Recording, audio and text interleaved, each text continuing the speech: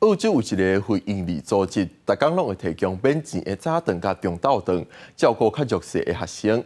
因也发现受通货膨胀影响，今年需要免钱早顿甲中昼顿的学生偏旧年是较加3成。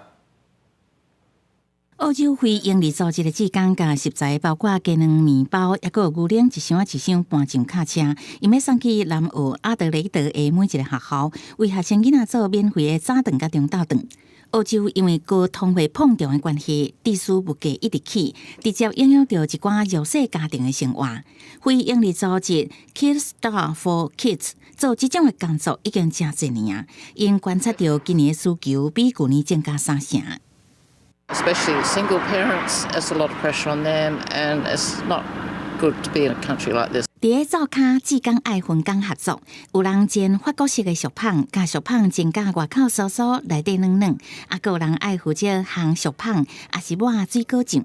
Kickstar for Kids 每礼拜爱为阿德雷德360间学校提供6万份早顿。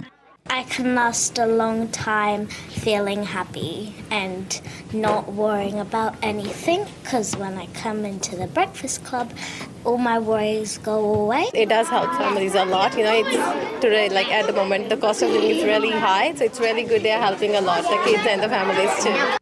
Kidstar for Kids 的创办人讲，为学生囡仔做早顿甲中昼顿的想法，是因为细汉时家境散赤，看到伊的妈妈定定为了食实在烦恼，所以决定大汉了后要帮助有需要的弱势家庭。公司新闻新乐部编译。